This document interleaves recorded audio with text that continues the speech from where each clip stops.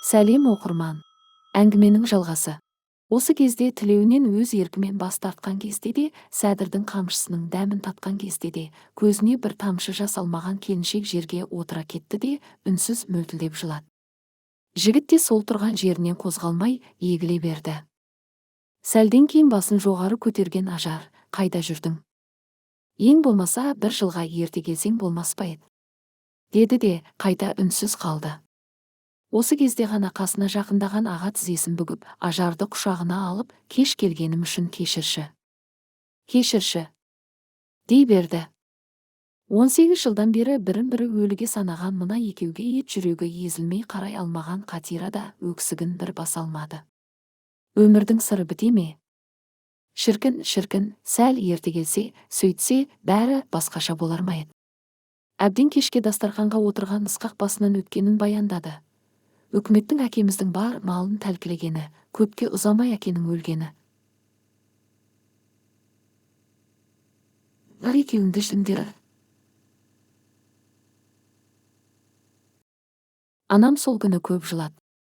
Бірақ үшеумізді бірдей аман алып қала алмасын білген соң, әкенің ең болмаса ұл аман болсын, артымда тұяқ қалса екен деген соңғы тілегінен аттай алмай, солай етуіне тура келді.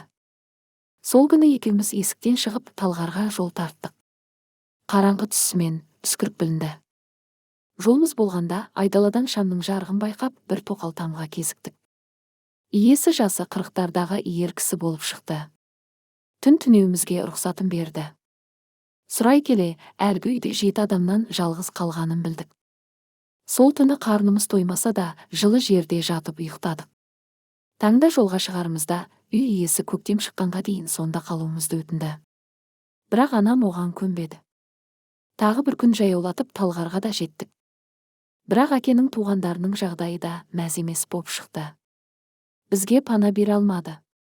Арада бірнеше күн өткен соң, өзге балалармен даладан қурай теріп келген мен шешемнің мені құлпы әпкеме аманат етіп қалдырып, өзі төркініне жолға шығып кеткенін естідім. Бір сәтке бөгелгем жоқ. Өзгені соңыма ілестіргем де. Шешемнің соңынан тұра қаштым. Шешемнің төркіні Ұзынағашта Екей деген рудың қызымын. Ұзынағашқа жету үшін Алматыны басып өтесің деген сөзі бір сәт жадымнан шықпады.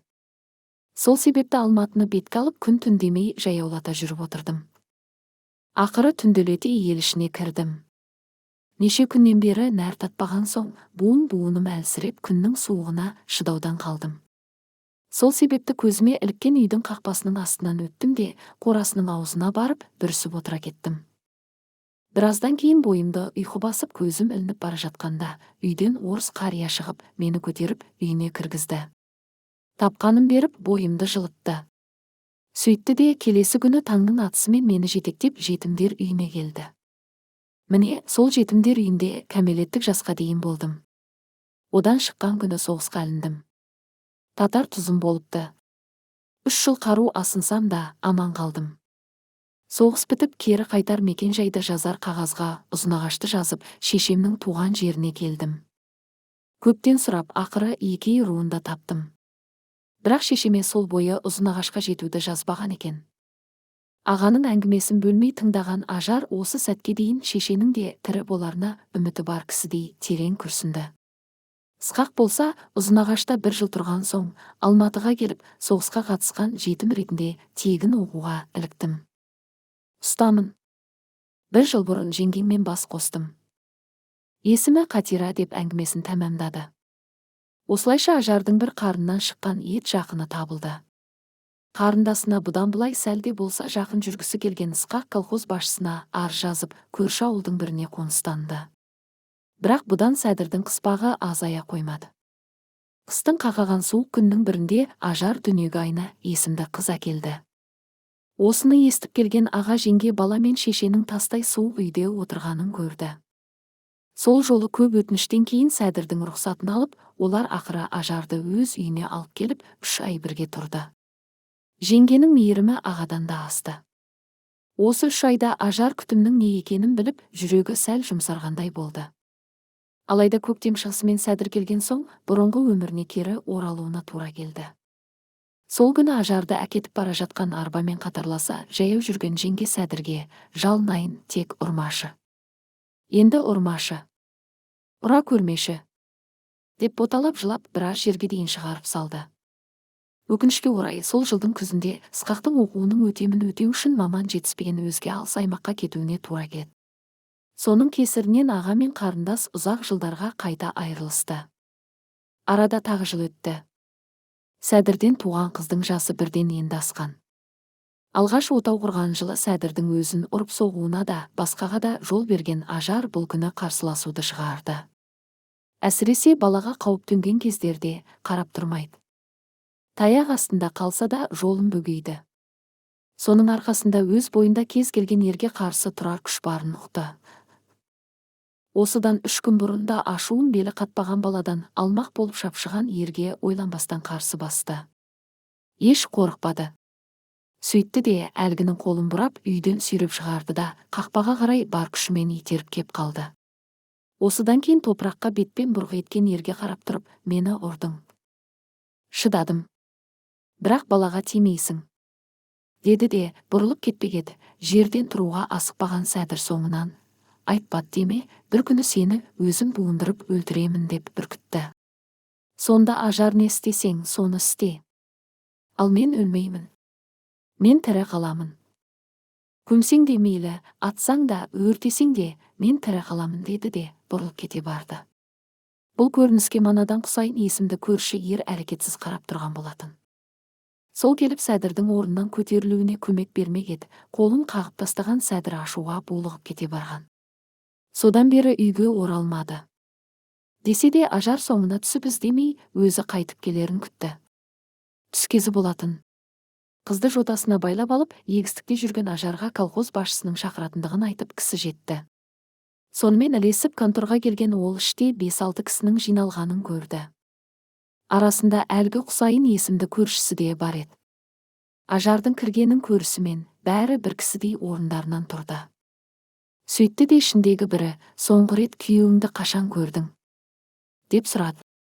Үйге келмегеніне 3 күндей болды. Тағы не бүлдірді?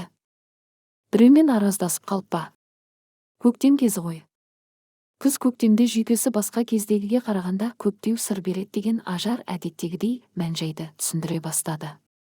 Сонда әлгі қойшылардың бірі бүгін таңда Сәдірдің өлі денесін өзен маңынан тауып алыпты. Шақталғанға ұқсайды деп тоқетерін айтты. Сонда ажар дәл мынадай хабар күтпеген кісідей сілейіп тұрып қалды. Ақ ұрып жылаған да жоқ. Тек сәлден кейін сонда. Өліп қалған ба? Деп сұрады, әлі де сене қоймай. Ойы шашыраңқы еді. Бірақ келесі сәтте әлгінің өлтіріп кеткен.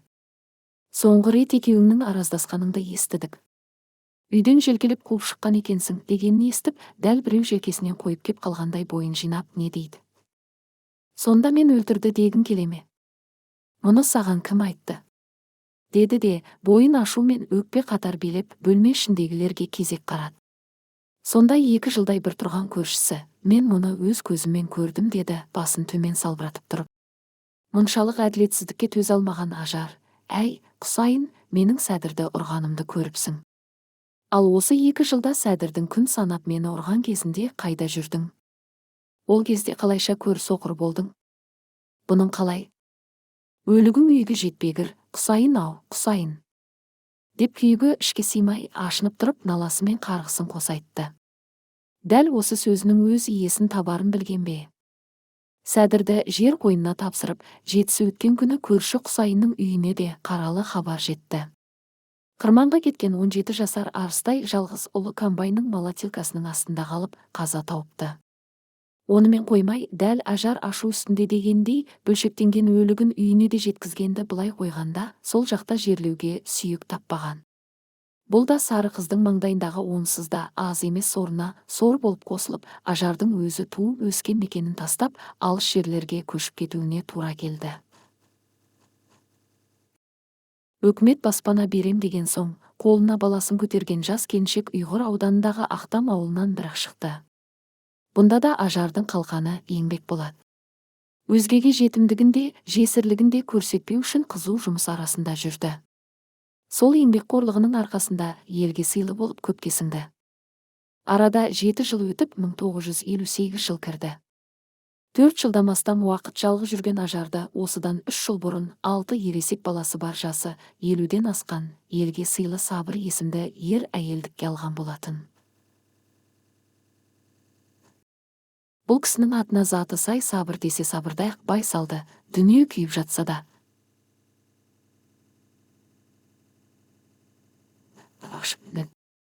Ұзақ уақыт келісімін бермеген ажар ақыр соңында осы мінезі үшін көнген. Онысына өкініп көрген емес. Себебі өткен күннен қалған өшпес жан жарасы бар ажардың өзінде өмірдің өзін бір үлкен күрес деп білер қызбақандылығын да түсініп көтеретінде осы ер. Балажандылығы тағы бар. Өзгенің баласы демей, ажармен еріп келген 8 жасар Айнаға да өз баласындай қамқор. Жаз кезі болатын. Таңда мазасы кетіп оянған ажар ай күнінің жетіп босанар сәтінің келгенін ұқты. Бірақ неге екені бұған дейін 2 рет балалы болса да, бұл жолы бойын бөтен сезім биледі. Мұның не сезім екенін өзі де ұға алмады. Әйтеуір үйден шықты да бас ауған жаққа жүре берді. Алдынан жолыққан ауылдың медбикесіне де жағдайын айтпай, толғағы жетіп тұрғанын барынша жасырды. Бірақ мұны көреген келіншек сөзсіз ұғып, жасырын соңынан ерді. Сонда ауыл ішін біраз шарлаған ажар сырт көзден жасырынып, жаңа салынып жатқан мектеп ішіне кірді. Аз уақыттан кейін дүниеге айдай аппақ қыз келді. Осыны көре сала қасына жеткен келіншек ойламаған жерден қайта қарсылыққа тап болды. Бойын түсініксіз қызғаныш билеген ажар оның өзіне жолағанын қаламай, баланы етегімен жасырып жатып, неге келдің? Тиме, бұл менің балам дей берді. Сонда әлгі әйел, иә, бұл сенің балаң. Қорықпа, сені одан ажыратқалы тұрғам жоқ. Жағдайын тексерейін, үйге апарып кіндігін кесейік деп абаймен баланы қолына алды да, сен мектепте туған баласың. Есімің Мектепхан болсын дей беріп еді, ажар, мейлі, солай істейік. Бірақ баланы өзім алып жүремін деп құшағын жайды. Ажардың сол күнгі осы балаға деген қызғанышы күндер өте аздап тарқағанымен, толық жойылмай, өмірінің әр кезеңінде өзімен қатар жүрді. Араға бірнеше жыл салып, дүниеге Мәлік, артынан Әлік есімді ұлдар әкелсе де, бұл сезім өзгермеді. Уақыт сездірмей өз ағыммен өтіп жатты. Биыл кішкене сары қыз ажардың жасы 37-ге жеткен. Сабырмен бір жүрген 7 жыл бар ғұмырындағы алаңсыз өткен кезең болатын. Жарық дүниеге келгелі тек арпалыспен күн кешіп, өмірмен тек күресе білетін оның бұл күні мінезі де аздап өзгерген. Өзгеге сене біледі. Бұл өздігінен емес, әр кез қарғам, көппен бір жүрші. Ағайын туыс, дос жаранның ішінде жүрші. Сенің жалғыз еместігіңді көріп кеткім келеді деп өз жанынан еш тастамай ертіп жүретін Сабырдың арқасы болса керек. 1962 жыл болатын. Соғыссыз, аштықсыз сүрген бейбіт өміргене жетсін. Ел ішіндегі жағдай түзеліп, ауыл-ауылға мектептер, ауруханалар салынып, халықтың жағдайы біршама жақсарған. Қиын қыстау күнді бастан кешірген жанға бұдан артық не керек? Әр күнін тәубамен сүреді. Соның бірі ажар болатын. Емізулі кенжесі Әлікті ұйықтатып төсек үстіне жатқызған соң, аулаға шыққан ажар қазан ошақ қайнатып, көмбе жауып, тірлігін жасады. Осыдан бірнеше ай бұрын қылтамақ дертіне шалдыққан Сабыр көрші Шонжы ауылында ауруханада жатқан болатын. Кешке келіп таңда балаларға ас әзірлегені болмаса, уақытының көбін ажар соның қасында өткізеді. Бүгінгі күннің де еш айырмашылығы болмады. Таңда ерте оянған келіншек асығыс еді. Алайда жарын іздеп бүгін барудың еш қажеті болмады. Сабыр үйге өзі келді. Ошақтың астындағы отты күшейтпек боп, бір құшақ тезекті қора жақтан көтеріп жете бергені сол еді, қақпа алдына көлік келіп тоқтады. Сөйтті де бір сәттің ішінде Сабырдың шаңырағының берекесін қашырды. Дем арасында ағайын туыс, көрші қолаңылық толды. Бірі атойлап, бірі сыңсып, бірі талықсып та жатты. Баладан да маза кетіп азан қазан болды да қалды. Тек ажар өйтпеді. Тіпті де өйтпеді. Алғашында құшағына басқан тезекті бермеймін, ас әзірлеуің керек. Сабырға барамын деді. Сосын оның қажеті жоғын түсініп, енді не істеуі керегін ұқпаған жандай тапшан үстінде сілейіп отырды. Артынша ыдыс-аяқ көтеріп, көрпе-жастық тасыған қатындарға көмектескісі келгендей мең-зең күйде үйге кірді. Кірді де, төсек үстіне биіктетіп жиналған көрпе-жастықты көріп, әп-сәтте есін жиғандай, «Бала қайда? Әлікті қайда жібердіңдер?» деп сұрады. Ешбірі мардымды жауап бере алмады. Сол кезде төсек қасына жеткен қатынның бірі жүкті жығып тастап, ойбай, қайда қарадыңдар? Бала жүктің астында қалып кетіпті ғой деп астындағы баланы суырып алды. Алғаш сәтте бала бозғылт көрінді. Дыбыс та шығармады.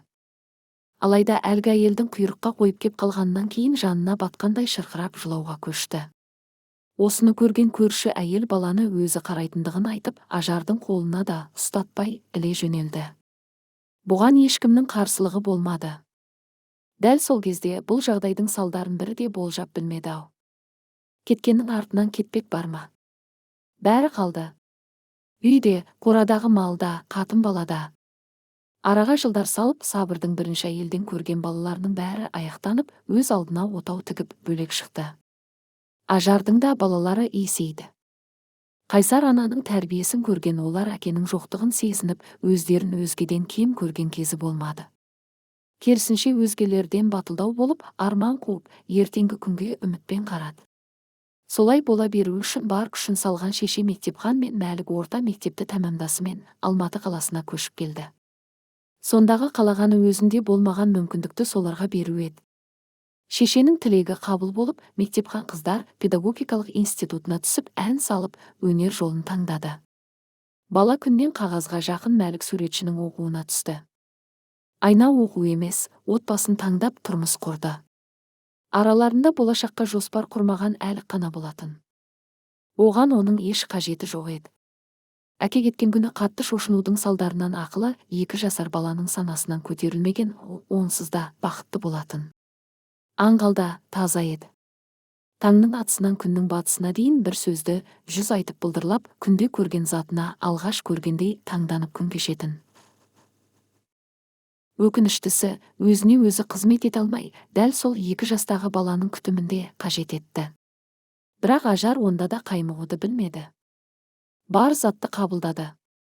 Жеңіліп кер етпей, Әлікті алдыға сүйреді. Бар өмірін еңбекпен өткізген анаға үлкен қаладан да жұмыс табылды. Бір күн бос жүрмеді.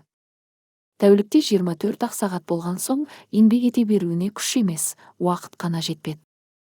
Соның нәтижесінде тапқан табысы оқудағы балаға да, қаланың қақ ортасынан үй салуға да жетті. 1980 жылдың жазы болатын. Бұл күні Ажар қыздың үлкені айнадан 4 бірдей жиен көрген. Тағдырдың жазуымен айнасы өзі туып өскен Талғар қаласына қоныстанған соң, Ажардың өткен күнді жиі еске алуына тура келді. Жиендерін көруге әр келген сайын, жайқалған қалаға айналған Талғардың көшелерін ұзақ жаяу кезеді. Дәл біреуді іздейтін сияқты. Ойламаған жерден кезіктіріп қалып, тани кеткенге үміт артатын сияқты. Бірақ онысын тіс жарып, ешкімге айтпайды. Бүгінде солай болды. Ұзақ жаяу жүрген соң, әзер іздеп тауып, бір кездері өзіне зәулім көрінген үйдің алдына келіп тоқтады. Бұл жолы тозығы жеткен мына үй аса үлкен көрінбеді. Қақпасынан сығалай біраз тұрған соң, кері қайтпақ болып бұрылып еді, дәл қарсы алдынан шыққан орыс кемпір. Кімсің? Өзгенің үйінен не іздедің? Деп зірк етті. Бұған Ажар бір кездері мына үйде Ақмолда деген шал тұрып еді. Шайқы деген ұлы бар деді, дәл ақталғандай кейіппен. Мұны естіген үй иесі, ондайды білмеймін. Бұл үйде тұрып жатқаныма 15 жылдан астам уақыт болды. Үйде әкесін енді жерлеген Тілеу есімді жігіттен сатып алдық дей беріп еді. Ажардың бойынан үскірік жүгіріп өткендей бозарып, біраз тұрды да, кемпірдің ары қарайғы дегенін еш естімеген адамдай кете барды. Қыздың үйіне қалың ойдың астында жетті. Дәл өткен күннің өкініші өре тұра келіп, бойын билеп алғандай болды. Өжет шешенің мынадай кейпіне көзі үйренбеген айнаның сұрақтарында елемеді. Жай ғана үнсіз түпкір бөлмеге кіріп, еденге көрпеде жаймай, қабырғаға бет бұрып жата кетті. Бұл күні қайта бой көтермеді. Ал келесі күні азанмен қайта әлгі орыс кемпірге келді. Сұрастыра келе Тілеудің қолы іс білер ұста екенін білді. Базар маңынан іздесе табарын да естіді. Сол себепті бірден базарға бет алды. Кемпір жалған айтпапты. Тілеудің еңбекқорлығы да, қолының шеберлігі де көпке аян боп шықты. Осыны ести бергісі келгендей, өзі шамалас ер адамның қасында тұрған шағында әлгі әне. Өзі де келет деп жол бойын сілтеді. Неге екені белгісіз, өзі іздеп келсе де, ажар бірден жалт қарауға батпады. Тіпті сол тұрған жерінде тұра беруге де дәті шыдамады. Дәл әлгі кісінің сөзін естімеген адамдай алдыға түсті де шапшаң басып кете барды. Сол жүргеннен тоқтамай үйдің табалдырығын аттады да не істегенін жаңа түсінгендей қатты өкінді. Ең болмаса жүзін бір көрмегеніне күйінді. Сол себепті қайта айналып жүгіріп базар маңына келді. Бірақ бұл жолы әлгі кісіге қайта бармай базар ішін шарлады. Кімді іздейтінін білсе де, қандай жанды іздейтінін ұқпады. Десе де, әр өткен ер адамның бет жүзіне үңілді. Кенет дәл алдынан бір жан көрінді. Ана жүрек ұлын бірден таныды. Танымау тіпті мүмкін емес еді. Сырт келбеті дәл шайқыдан аумады. Тек өзі білген 17 жасар шайқы емес. Есейген жігіт кезі болатын. Ажар кілт тоқтады. Дәл бағынудан қалғандай аяқтары алдыға баспай қойды. Қарсы алдында тұрған бейбақ әйелді Тілеу де байқағандай болды. Бірақ ол анадай кідірмеді. Сенімді басып жүрді де ажардың қасынан тоқтамай өте шықты. Бұл көрісуді соңғы 35 жылда қанша ой елегінен өткізсе де, ажар дәл осылай боларын күтпегендей еді. Сол жылдың күзі болатын. Оқуының соңғы жылында жүрген мектепхан жатақханасынан келіп, ананың маңын біраз айналшықтады. Шешенің өзіне деген көңілін білген соң, көкейіндегіні айтуға батпағандай бірнеше рет оқталды. Осыны сезген ажар әдеттегідей ұзаққа созбай, Мекеш, оқуың жақсы ма? Аптаның ортасында неге келдің? Маған айтарың бар ма? Деп сұрақты төтесінен тастады. Мекеш ойлағандай-ақ құданың келетіндігі жайлы хабар анаға қатты батты. Бала күннен күллі әлемнен қызғанып келген бұл қызын жасы келіп қалса да, өзгеге қиып бере салуға еш дайын емес еді. Бірден қарсы шықты. Тулады. Бірақ жүрегі нәзік баласының бар дегенін үнсіз тыңдап алған соң, жақсы. Егер сен қарсы болсаң, көнейін дегеннен кейін, оңай болмаса да келісті. Осылайша құда келер күн жетті. Таңнан жүрек тұсы сыздаған ана жанын қоярға жер таппады. Бірақ онысын барынша жасыруға тырысып бақты. Бәрібір құданың жеткенін естіген бойда сырын жасырып жетістіре алмады. Ішке 5-6 адамды бастап жігіттің шешесімін деп өзі шамалас қара, домалақ әйел адам кіргенде-ақ текті жердің жұрты келгені белгілі болды. Бірақ бұл да ажарды жұбатпады. Бірден жігіт қайда? Қызымды кімге бергелі отырғанымды көрейін деп салқын сөйледі. Іле-шала сырттан сәл қысыла амандасып келіскен қараторының сымбаттысы Қайрат есімді күйеу жігіт кірді. Бір көзқарастың өзі жеткілікті болды. Мен өзімнің айдай аппақ қызымды сендей күйі қараға бермеймін. Деген сөз естіді. Бұл бөлме ішіндегілердің бәріне бірдей ауыр тиді. Құдалар да қызды алмайтындығын айтып өкпелі қайтты. Десе де арада бірер уақыт өткен соң екі жастың сезімі мұны жеңді. Алайда құдалар арасында сол күн мәңгілік сызат болып қала берді. Отау тіккен жастар оқу бітірісімен бірі ән ансамбліне, бірі жоғарғы оқу орнына оқытушы болып орналасты. Алайда қызының таңдаған жар мен баянды күн кешіп жатқанын көрсе де, шешенің қызғанышы мен күйеу балаға көңіл толмауы артпаса, еш кемімеді. Тек араға 2 жыл салып дүниеге дәл ажардың өзіндей сары қыз келген күні Мекешінен кіндігі ажырағандай күй кешті. Себебі ендігі бар назары кішкене қарлыға қауды. Әңгіменің жалғасын тыңдау үшін төмендегі сілтемеге өтіңіздер. Қазақша контентті қолдап, арнама тіркелуді ұмытпаңыздар, және де менің каналыма кірген кезде осы жерде плейлисті деген бөлім бар.